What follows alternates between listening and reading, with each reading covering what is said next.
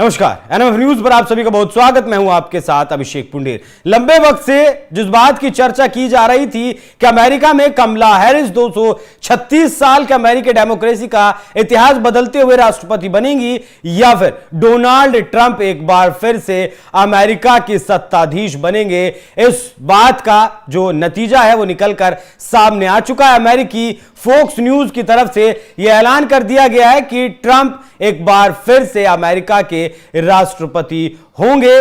दुनिया में बहुत सारे बदलाव ट्रंप के आने से होंगे, क्योंकि एक तरफ दुनिया रूस और यूक्रेन के युद्ध में है, एक तरफ इजराइल हमास का जो नुकसान था, हमास को मिटाते मिटाते उसने पैलेस्टाइन, फिर लेबनान, वो ईरान तक भी पहुंच गया। तो दुनिया कहीं ना कहीं युद्ध के मुहाने पर खड़ी है। मिडिल ईस्ट कहीं ना कहीं सुलग रहा है, उसमें भी कहीं ना कहीं शांति आएगी और शांति आएगी जो डीप स्टेट लगातार सरकारों को अस्थिर करने का काम करता है। अमेरिका में जो डीप स्टेट लगातार काम करता है, जो कहा जाता है कि डेमोक्रेटिक पार्टी के इशारे पर चलता है या डेमोक्रेट्स उसके इशारे पर चलता है, या फिर कहें कि दोनों एक दूसरे के साथ समन्वय बनाकर रखते हैं। क्योंकि अमेरिका का जो काम है पिछले 4 सालों में हमने देखा कि उसे दुनिया में कहीं ना कहीं अस्थिर करना है दुनिया को और अपने हथियारों को बेचना है, और उसके लिए सबसे बेहतर काम करता है डीप स्टेट। वही डीप स्टेट भारत में भी एक्टिव है, जो बांग्लादेश, भारत और म्यांमार के बीच में एक हिस्से में एक अलग देश बना देना चाहता है, जिसका नाम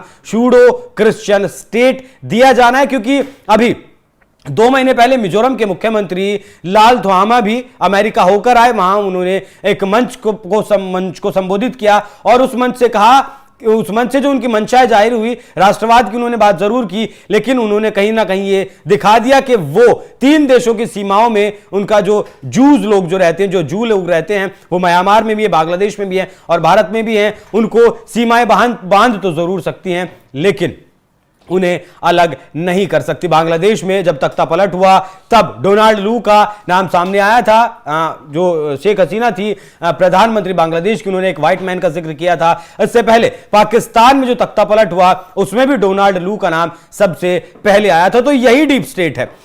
कहीं ना कहीं जो प्रो विपक्षी विचार थे वो मिलियंस में दिखाए गए, यूट्यूब हो या फिर और सोशल मीडिया साइट्स हो, और वो जो वहीं जो राष्ट्रवादी लोगों की बात थी, राष्ट्रवादी लोगों की जो आवाज थी, वो कहीं ना कहीं दबाई गई। लेकिन अब ट्रंप साहब राष्ट्रपति अमेरिका के बन गए हैं, तो भारत उनसे मांग भी कर सकता है इस बारे में कि वो उस विषयों की जांच करें और पता लगाए कि आखिर वो कौन लोग थे। कहीं ना कहीं कमला हैरिस की पार्टी, डेमोक्रेटिक पार्टी को ये डीप स्टेट समर्थन करता है। जो व्यापारी वर्ग है, एक बहुत बड़ा व्यापारी वर्ग डेमोक्रेटिक पार्टी के साथ है। तो ये जो डीप स्टेट है, अब इसका खात्मा तय है। ये दुनिया के तमाम देशों में एक्टिव है। भारत में भी इसने खूब अस्थिरता लाने की कोशिश की थी। वहीं चुनाव प्रचार के दौरान डोनाल्ड ट्रंप पर भी जो है हमला हुआ था, और ट्रंप एक मजबूत नेता है जिसकी वजह से डीप स्टेट उन्हें मरवाना भी चाहता था, लेकिन ये नतीजे वैसे नहीं आए। लोगों ने समझा कि उनके लिए क्या कुछ सही है, क्या कुछ गलत है। अवैध प्रवास के मुद्दे को लेकर भी ट्रंप ने कड़ा रुख अपनाया था, और चीन उसका असली राइवल है। ये ट्रंप साहब ने खुद कहा कि उसका जो मैन्युफैक्चरिंग सेक्टर में जो असली उसका जो दुश्मन है वो चीन है, और चीन की तरफ कहीं ना कहीं जो बाइडेन की जो पॉलिसीज थी वो उतनी कारगर साबित नहीं रही। अब इसीलिए उन्होंने ज्यादा टैक्सेस, जो दूसरे देश अमेरिका को सामान बेचते हैं उन पर ज्यादा टैक्सेस बढ़ाने की बात की।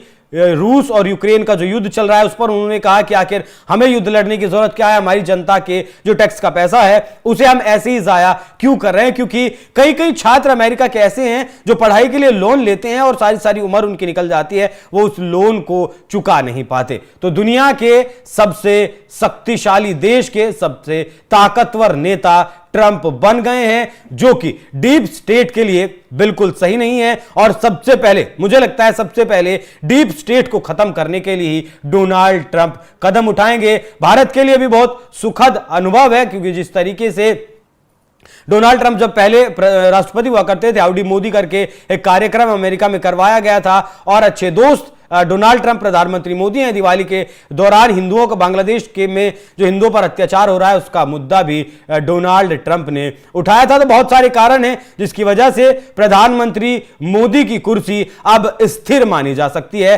क्योंकि कश्मीर में जब चुनाव होना था, विधानसभा चुनाव, उससे पहले भी अमेरिका के डिप्लोमेट्स उमर अब्दुल्ला से मिलते हैं, उससे पहले वो चंद्रबाबू नायडू से मिलते हैं, नीतीश कुमार की पार्टी से भी मिलते हैं, और जितने भी या तो बीजेपी के जो सहयोगी हैं जिनसे बीजेपी के फिलहाल 2024 की जो सरकार है गठबंधन की वो हैं, या फिर जितने भी विपक्ष के नेता हैं जो मुखर होकर मोदी के खिलाफ बोलते हैं, उनसे अमेरिकी डिप्लोमेटों का मिलना कहीं ना कहीं ये दिखाता था कि भारत की सरकार को अमेरिका या फिर जो बाइडेन कहें अस्थिर करना चाहते थे। लेकिन अब ट्रंप के आने के बाद ये माना जा सकता है कि मोदी की सरकार अब स्थिर रहने वाली है। डीप स्टेट की वजह से उसे नुकसान अब नहीं उठाना पड़ेगा। तो भारत के लिहाज से ये शायद बहुत सही हुआ है कि डोनाल्ड ट्रंप राष्ट्रपति बने। बाकी डोनाल्ड ट्रंप के एक बार फिर से चुनकर आने पर क्या कुछ आपकी राय कमेंट कर में जरूर बताएं। धन्यवाद।